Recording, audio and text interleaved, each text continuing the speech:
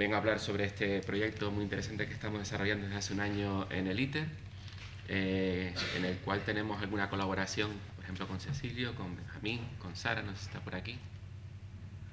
Ah, sí, hola. Y bien, como tenemos poquito tiempo, vamos a pasar a explicar un poco lo que son las células solares de perovskita.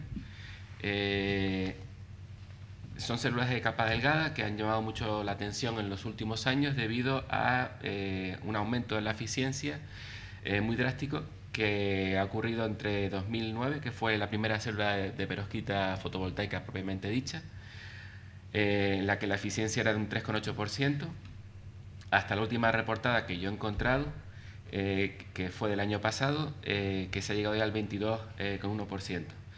Para que se fijen, en el gráfico, igual aquí es más fácil, se ve, no sé bien. Este es el desarrollo normal de toda la investigación que se ha hecho en células fotovoltaicas desde 1975. Este es un gráfico que publica continuamente desde que hay una mejora el NREL, el Laboratorio Nacional de Referencia en Estados Unidos, y esta es la curvita que muestra el aumento de la eficiencia de la perovskita. Como pueden ver, es muy inclinada, con muchos milestones, mojones, en su desarrollo.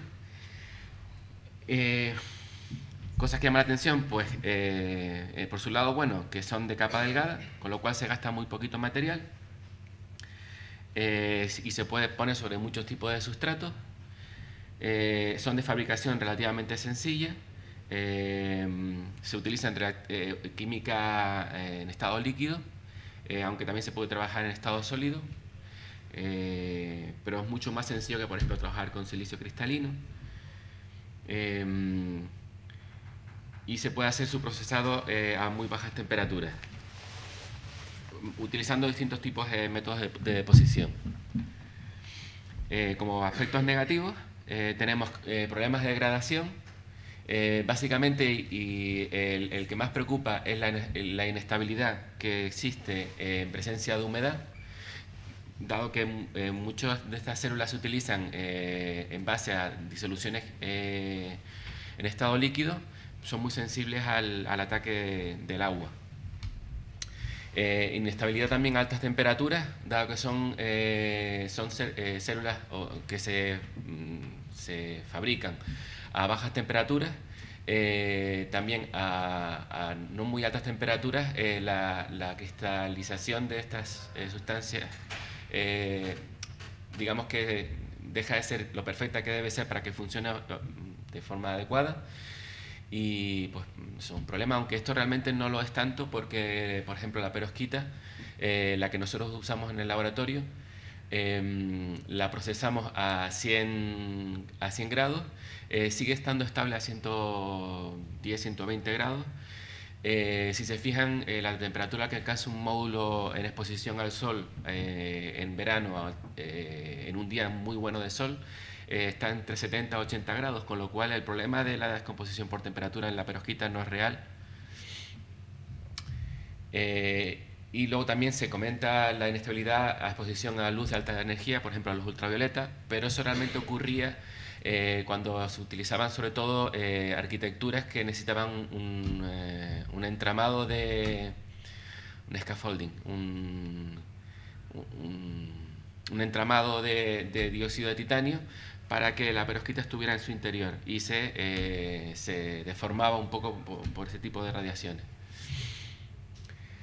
Un problema que sí tiene, que es el problema de histéresis, y es que debido a que hay tantas capas, ya veremos por qué, en la composición de este tipo de tecnología, hay muchos efectos entre las caras de las capas que lo forman, y eso hace que las curvas IV, si las hace de modo directo de un valor de potencia máxima, si las hace de modo indirecto da otro, y lo que suele la gente reportar es el indirecto, que es el que suele funcionar mejor, cuando que en realidad lo suyo es hacer estas curvas muy despacio, y ya veremos alguna curva, y coger el valor medio, que es lo suyo, ¿no?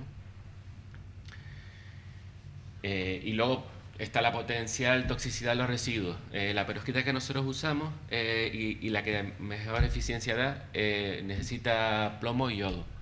Y como todos sabemos, el plomo y el yodo no es precisamente amigable con el medio ambiente. Lo que pasa es que volvemos a hablar de que son capas delgadas, con lo cual las cantidades de plomo y yodo que se usan son muy pequeñitas. Y como ha pasado con algunas otras tecnologías de la fotovoltaica, como las que usan el cadmio, puede que el truco esté, una vez que esté en desarrollo industrial, pues reciclar eso adecuadamente. Y lo que vemos aquí es una pequeña célula de perovskita de las que hemos fabricado en el laboratorio.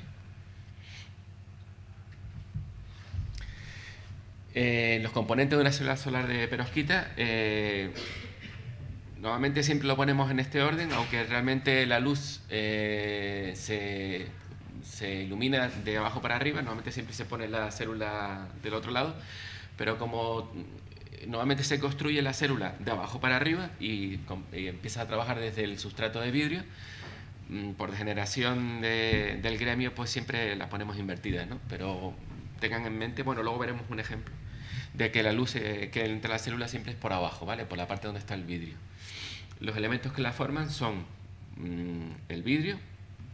Se utiliza vidrio normal, de alta transmisibilidad si es posible, con un conductor transparente. Son óxidos de distintos tipos que permiten el paso de la luz a su través.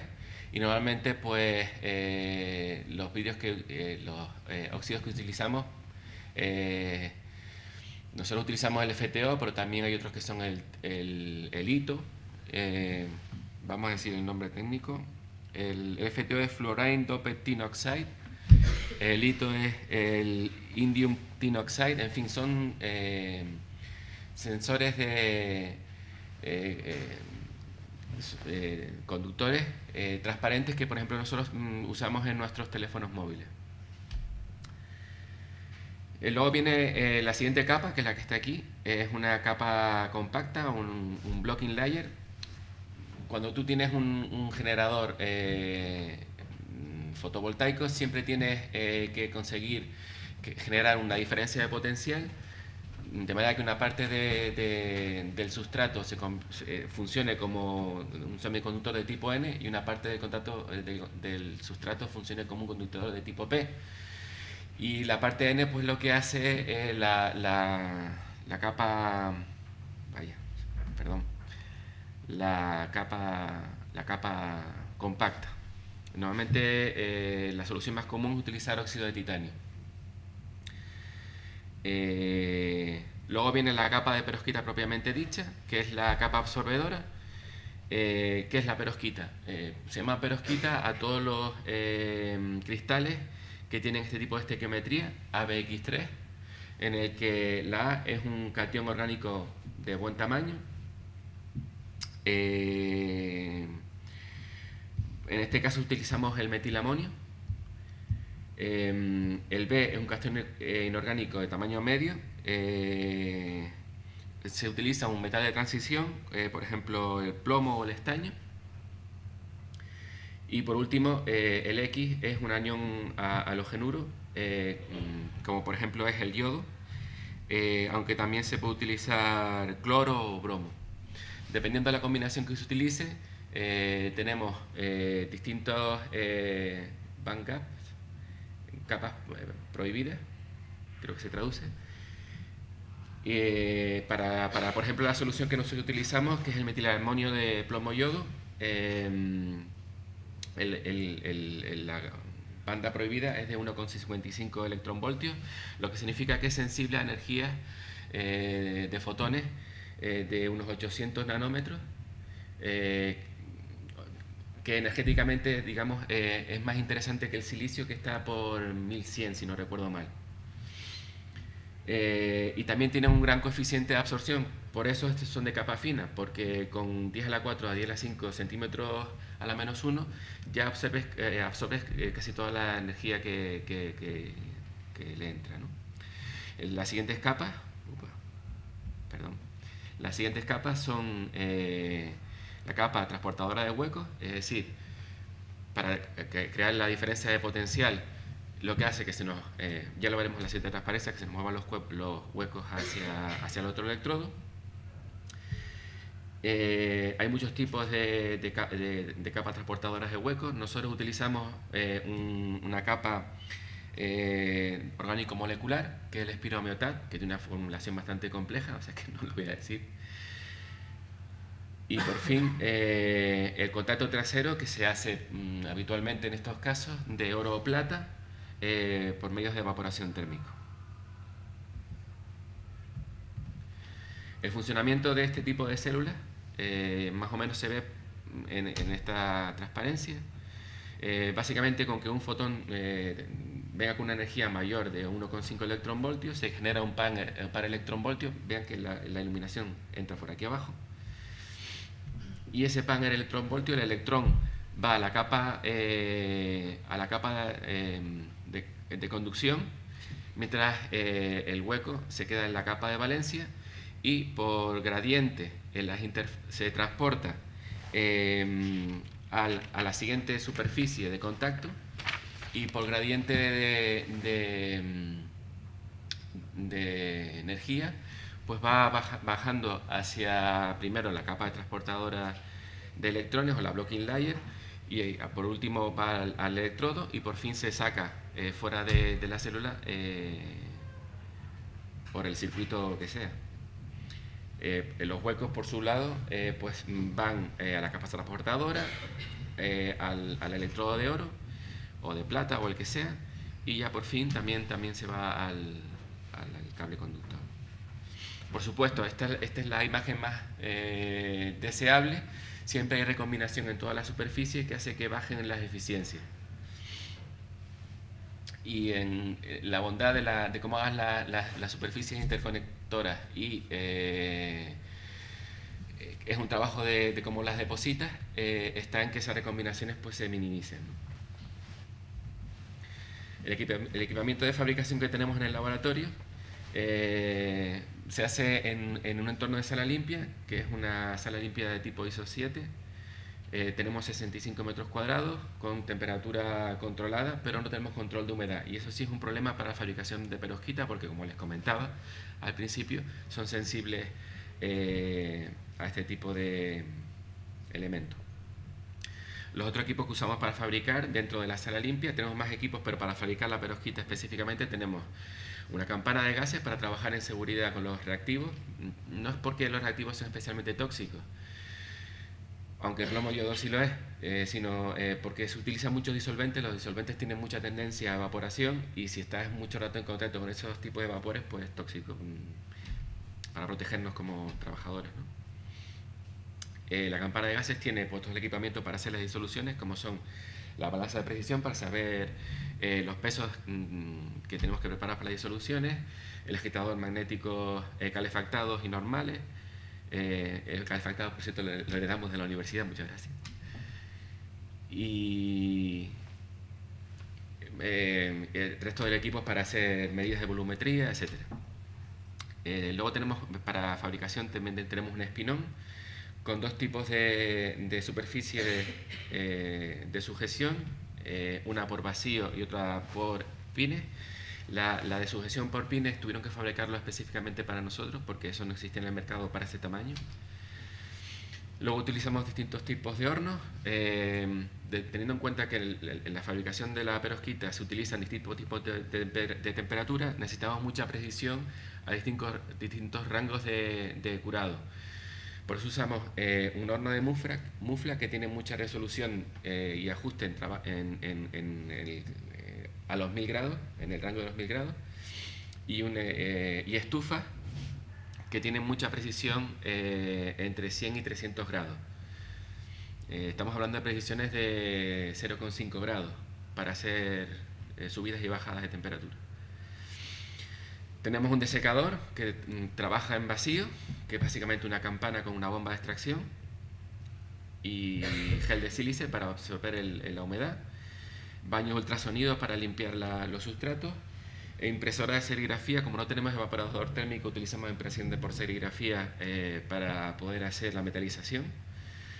Y para hacer las tintas, para la impresora de serigrafía tenemos un molino de 3 rodillos que básicamente, ya lo veremos al final una imagen de él, lo que hace es homogeneizar cuando preparas una mezcla de tinta. Voy más rápido, ¿no?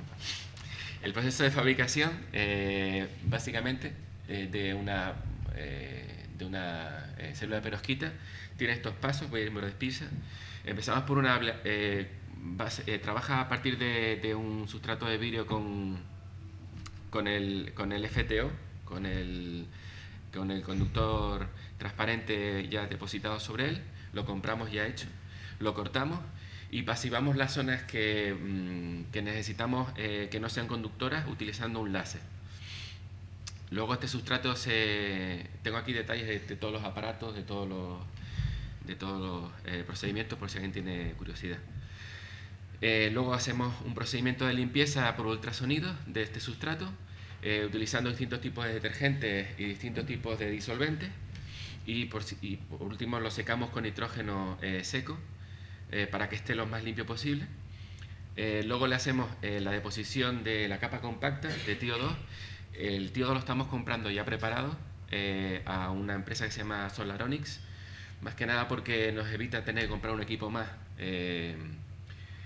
para hacer este tipo de deposiciones, aunque no es posible que en el futuro adquiramos este equipo. Luego hacemos la deposición de perovskita. Previamente tenemos que hacer las disoluciones de perovskita. Entonces las deposiciones de perovskita requieren de la preparación de 2 disoluciones, una en base a dimetilformamide, que se llama en general DMF, con yoduro de plomo, se disuelve en caliente y se agita. Y se deja en reposo toda la noche para que se forme el precursor de perovskita, ¿vale? Antes de que cristalice. Para cristalizar lo ponemos con espinón. En un primer paso depositamos la perovskita y sobre ella luego veremos en un vídeo cómo se hace. Depositamos clorobenceno para acelerar la cristalización. A continuación se lleva a un horno de secado y se tiene a 10 minutos a 100 grados. Ya por último se pone la capa de transportadora de huecos. También hacemos las disoluciones para la capa transportadora de huecos, que requiere hacer una solución base y una solución de espiromeotat con una preparación bastante compleja. Se pipetea, se pone, ya verán un ejemplo también. En este caso no se lleva a un horno, sino que se pone la campana a baja concentración de humedad y además se pone en presencia de material secante para que el tiempo en el que se seca la capa de HTM no se estropee la perovskita. Se estropea, pero menos se estropea. Y por último pues se le da el contacto metálico con serigrafía, utilizando, de momento hemos estado utilizando una tinta de plata comercial que está dando muchos problemas, que nos está dando muchos problemas debido a que uno de los vehículos que se usa para su fabricación es agua. Entonces, si funciona esto bien, que espero que sí, aquí veríamos una deposición de perovskita. Perdón, tengo que darle al play, ¿no? Sí, ayuda.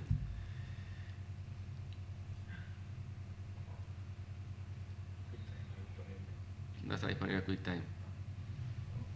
Pues no van a ver la deposición de perovskita, ni tampoco van a ver la deposición de HTM, ni tampoco van a ver la impresión. Lo lamento. Pero bueno, con eso hago mi presentación más corta. Luego, una vez que fabricamos, y mientras fabricamos necesitamos saber qué tal lo estamos haciendo. Para eso necesitamos un equipamiento de caracterización. El equipamiento de caracterización que utilizamos es un sistema óptico para hacer medidas de reflectancia. Bien, es cierto que todavía no hemos llegado a esta parte porque todavía estamos terminando de hacer bien la célula, con lo cual no hemos podido todavía hacer medidas de reflectancia, pero lo tenemos ahí disponible. Tenemos para hacer curvas IV, medidas de eficiencia cuántica externa y medidas de resistencia de conductores.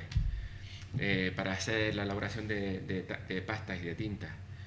Una unión de dos equipos que es un sistema de respuesta espectral junto con un sistema de caracterización de semiconductores, que básicamente es un tester muy sensible. Lo he puesto aquí porque está en otro sitio. El láser de pasivación por ablación lo tenemos también en la sala de caracterización, para no ensuciar la sala limpia. Tenemos un elisómetro de respuesta espectral para hacer medidas de absorción, de índice de refracción y de espesores de capa, con el cual Cecilio y Sara ya están muy familiarizados. Y tenemos un MWPCD, un Microwave Photocontact Decay, que es una máquina para medir tiempos de vida de portadores minoritarios. Lo tenemos ahí. De momento no lo estamos usando porque no está preparado para trabajar con silicio, pero estamos trabajando con el fabricante para adaptarlo al uso de las perovskitas. Nadie lo está usando hasta ahora, ese tipo de sustrato. Y luego, por último, los equipos que no tenemos los estamos utilizando en el SEGAI de la Universidad de La Laguna. Hemos accedido al servicio integrado de difracción de rayos X y al servicio de microscopía electrónica. Rayos X para ver si las disoluciones y las disposiciones son de los materiales que en teoría deberían ser. Y los servicios de microscopía electrónica estamos básicamente utilizándolos para ver qué tal estamos pasivando a nivel microscópico, y también para ver qué tal son las disoluciones en cuanto a su homogeneidad, para buscar problemas de discontinuidades de posición, etc. El estado del arte, ¿dónde nos encontramos ahora? Debo decir que llevamos un año trabajando en esto, con lo cual estamos básicamente empezando. Pero bueno, tenemos claro ya que estamos haciendo bien las disoluciones y las estamos depositando bien. Como pues, se puede ver en este difractograma, los picos de perovskita están donde deben estar, y el resto de los picos que se encuentran en este difractograma son del dióxido de titanio y del FTO, que estaban también presentes en el sustrato. Con lo cual nos ponemos una medallita. También estamos ajustándonos bastante bien en cuanto al coeficiente de absorción.